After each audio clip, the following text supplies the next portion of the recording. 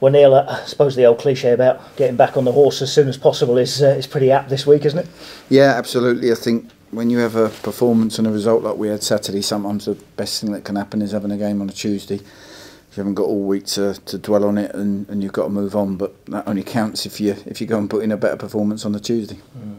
And how confident are you that that can happen? Because that's what needs to happen, isn't it, and quickly? Yeah, absolutely. And I'm probably the same as most of the fans, and I don't know whether the players are or not, but how we can go from the three performances that we had when we first started February into the last four games, and what's happened since, and just shows you in football how quickly things can turn on their head. So we need to take the fact that we've gone from being very, very good to very, very bad in a short space of time, that we can actually turn it back and become good again, and that's got to be the remit. But to do that, you have to analyse what you're not doing right, which we thought we did last week, and most important, and I think the fans will relate to this, we're bottom of the league, we've got to scrap, we've got to fight, and we've got to show more than we did on Saturday, that's for sure.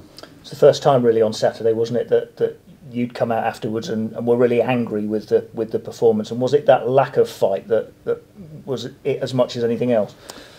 Well, my team talk, it was literally a game of opposites, because we did a lot of homework on Cheltenham. We knew the way they played, the shape they played, and we did loads of work during the week and on how we were going to play against it. And then my team talk was, we've got 11 games to go. We leave nothing out there. We go and we, right from the first minute, we're at it. We fight hard. We run hard on the opposition. All the stuff you'd expect of a team down the bottom. And we then went out and played. Although there was nothing in the first 20 minutes, I thought both teams weren't great. But once we conceded the first goal, we become a car crash, and all the goals thereafter. And that's one of the key points of what's been a miserable season, really, isn't it? The number of goals that have been conceded all season long.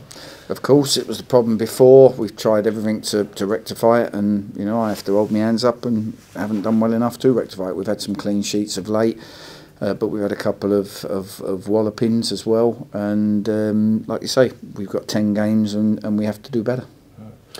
You mentioned earlier that kind of brief revival, the 3 games where I think most people thought, right, Notts have got it right now, they're going to get safe. This is the start of it. A lot easier to say than to do, clearly. But is it a positive in a way that it's in there, that the squad has got that run of games in it? Yeah, I think that's one positive. I also think you sometimes got to look at the opposition, the type of game it is, and the games we've done all right in and the games we've struggled in. So I think I need to look beyond just the one result or the game, and just look at a little bit more of a theme, and make sure I'm better prepared for when we come against teams that might not sort of play free flowing football and try and play through the thirds, and might ask questions of us more in the box and adjust accordingly, because it's in one or two areas we've come up short. You've obviously got to stay positive. How difficult is it at the moment?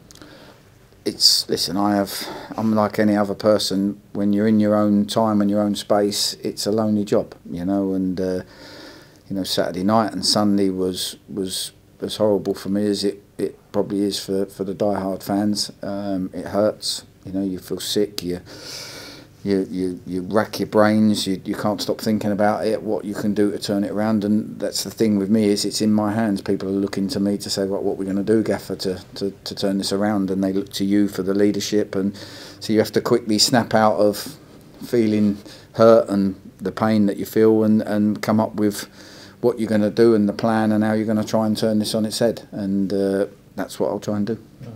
It's Carlisle next, who of course are up there and have a pretty good home record, don't they, as well? So without giving us that plan and giving away exactly what you're going to do, what do you expect from Carlisle? Another tough game, a big pitch. Been there a few times. Pitch is big, and they'll make it big. That'll be their aim of their game. So, again, it doesn't matter tactically what I do as a manager if we don't have the basic qualities. We have to defend our box well. We have to have our 1v1 defending, and our energy's got to be good, and we've got to work together as a team, and we didn't do any of that on Saturday. So, you become helpless as a manager when a team goes out and does a lot of them things wrong, because tactics go out the window. So we've got to make sure, first and foremost, we bring the absolute must-have basics away from home, and then hopefully tactically we can be good, and the performance, hopefully they're all the sort of the underpinning of a good performance. It's about response, isn't it, to what happened at the weekend? But I wonder what the response has been like within your squad between now and then. There's a lot of boys here that are hurting. It's a natural thing for them. There's some that perhaps need a bit of help with confidence with what's gone on, and I've got to make a lot of judgment calls on who needs what and what the team needs to be, and if I make any changes where. But that's all I thought about all weekend, to be honest with you. What about your squad? You mentioned on Saturday after the game that you got injuries to John Stead, and then you mentioned Jim O'Brien was struggling as well. What is the latest on them? They're both touch and go. So we've done a session today. We've treated them. They're both not as bad as we feared at first. So they're both in the reckoning for tomorrow. But we will have a fitness test tomorrow, and we'll make that call then. And just finally, what's your message, Neil, at the moment to both supporters and players, I guess? Well, to the players is we've got to stick together. We've got to find a way. We've certainly got to do better because we're the ones who can do something about it. And to the fans, I feel their pain. I feel the pain that they've had all season. Even though I haven't been here all season, I certainly felt it when I came in. I thought we'd managed to turn a corner and get a team out and consistency out on that pitch. But the last few games we've had a knockback on that. And we've got to find a way of going again, and I'll give it everything to do that. And through all the pain of where we are, the players need to represent the fans in a way that they expect, and then the fans can get behind them, and we can, hopefully both of us can give it everything to try and get us over the line. Wish you well. Thanks, Thank you. What was your message to the players first thing this morning when you had them in a group? Well, I did various things as a manager. Our first thing I did this morning was had a meeting with the staff, and wanted to get people to give their opinion. Obviously, I've got my own, but you want to listen to everybody's. Then I had a chat with a few of the senior players, just get their views on a few things, and then sort of planned the morning, and then got my message out to the rest of the players out during training on the way I feel about it, and got them to speak up as well. And the hard thing in football is you're going to lose games. You don't want to lose like we did on Saturday, but when you do, you have to not brush it under the carpet, but you have to try and move on from it. Because if you dwell on it for a long time, you end up taking it into the next game, and we haven't got time for that. So the focus quickly has to go from Saturday, and the players, that's as angry as they would have seen me, but I have to come in this morning now and try and pick them up and get us ready for a different test and a different game. Did you sense? How did you sense their mood when you spoke to them? Hurt. I genuinely feel they want to do something about it. As always with players, some of them need help. Some of them have the answers. Some of them search for the answers. Some of them need help to find them. But one thing I know is we're not going to get it if people bury their head in the sand. We're not going to get it if people say, "Well, I thought I did all right." It doesn't matter who does all right. We lost, and the only way we're going to get it is to say, right, how are we going to beat Carlisle? What's the best chance we've got of doing it? And let me make sure that I execute my part of that, whether I'm starting on the bench, whatever. Do you think psychologically the first goal matters a lot? Because we talk about the Forest Green, Lincoln, Mansfield games. There was a game, all three games you actually took the lead in those games. Do you think psychologically that makes a huge difference? No, I think the stats tell you it's something like 78–80% of the time the team that scores first, and goes on to get something from the game. So we know it's huge, and no one sets out not to score it. But there'll be deciding factors in why the opposition have got a better chance of doing it than us. And when you go through all the goals, Cheltenham will look at theirs and say they were good goals. We'll look at them and go, we gifted all four to them. And too many players had a bad day in that side of the game, and can't afford that at the moment. And now you've obviously been in a while, and you've obviously had a fresh pair of eyes. Where has it gone wrong this season? If I could ask you about where the whole season is, why do you think they are where they are at the moment? It's a difficult one.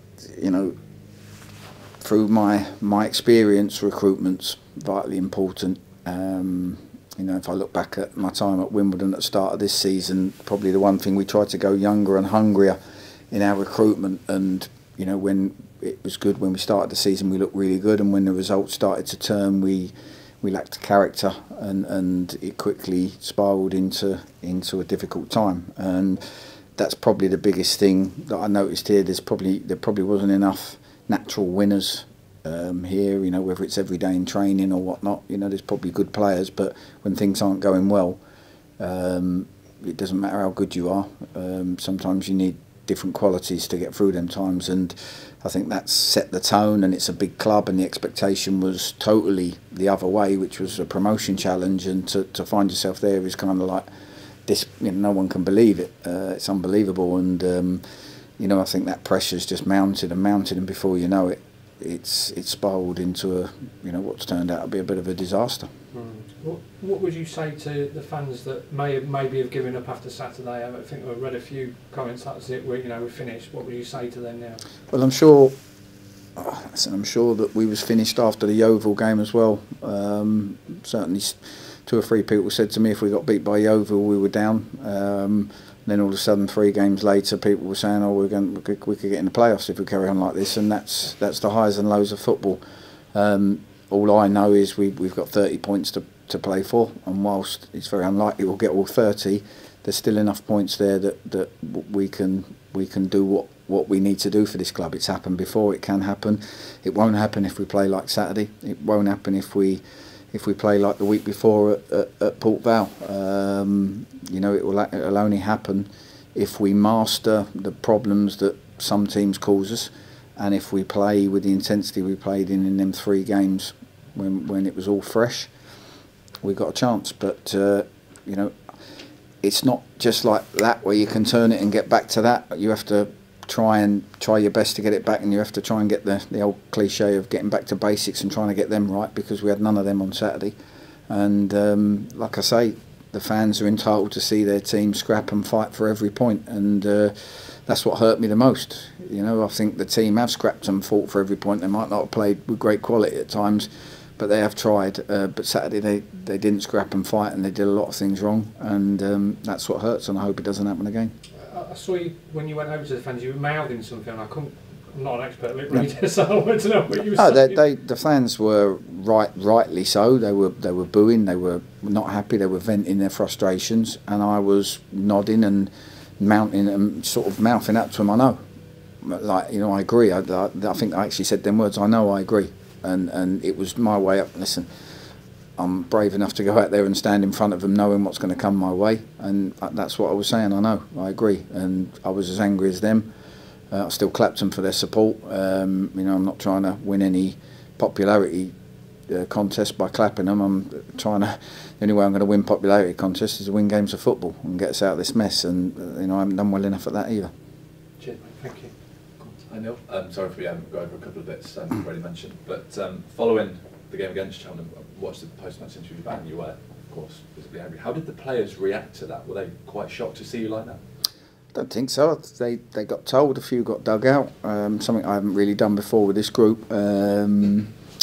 No, I think, you know, I when I come out of the dressing room to speak to the media, I never know what goes on in there. I think the staff are still around there, but by all accounts, I think, you know, a few of the players said their bit as well, and a lot of it wasn't far from where I was heading with it. So, like I say, I think we have got characters here. We've certainly got people who care, and we've got people whose futures depend on us staying up. So there's a lot of people with a lot of motivations to do well for the club. No one can put their finger on why it can go from being so good to so not so good in a short space of time. But it's a great chance to bounce back straight away with the game on Tuesday. Yeah, you don't want to have a long week on the back of that being your last game. So we've got a chance, but it only counts if we go and get something from the game. And can it be? Of course, it was away at Cheltenham on Saturday. It's away at Carlisle tomorrow. Can it be really difficult to prepare when you've got 2 away games in the space of 4 days? A lot of travelling for the boys. I don't think we should be looking for excuses now with where we are. Where, you know, we're 10 games to go, and we need to throw any excuses out the window. The boys get well treated, well prepared in everything they do. The club look after them. We make sure we're meticulous in everything from from Saturday at 5 o'clock through to Tuesday at 7:45. So I don't think there'll be any excuses. Obviously, there may be one or two that the game comes too soon from. We'll find that out tomorrow.